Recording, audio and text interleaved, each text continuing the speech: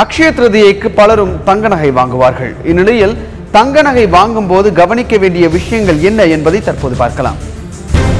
நீங்கள் வாங்கும் அனைத்து நகைகளிலும் சில குறியீடுகள் கண்டிப்பாக இருக்கும். அது சின்ன மோதிரமாக இருந்தாலும் சரி, பெரிய நெக்லஸாக இருந்தாலும் சரி.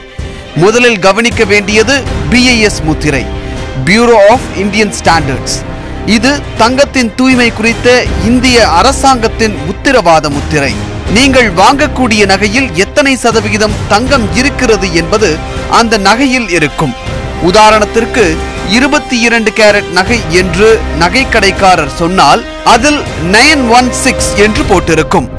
916 என்பது நீங்கள் வாங்கும் நகையில் 91.6% தங்கம் என்று அர்த்தம்.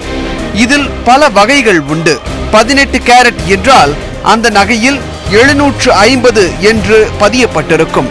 அதில் 75% தங்கம் இருக்கும். 14 கேரட் என்றால் அதில் 58.5% மட்டுமே தங்கம் இருக்கும். 10 கேரட் என்றால் 41.7% தான் அந்த நகையில் தங்கமாக இருக்கும். 8 கேரட் என்றால் 33.3% தான் தங்கம் இருக்கும். நீங்கள் வாங்கும் நகையில் எத்தனை சதவிகிதம் தங்கம் இருக்கிறது என்பது அந்த நகையிலேயே பதியப்பட்டிருக்கும். அதை கவனிக்க வேண்டும்.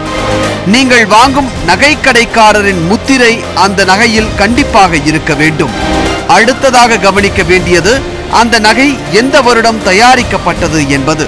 அதை ABC என்று ஒவ்வொரு ஆண்டிற்கும் ஒரு ஆல்பபெட் கொடுக்கப்பட்டிருக்கும். அதையும் நகை வாங்கும் பொழுது கண்டிப்பாக கவனிக்க வேண்டும்.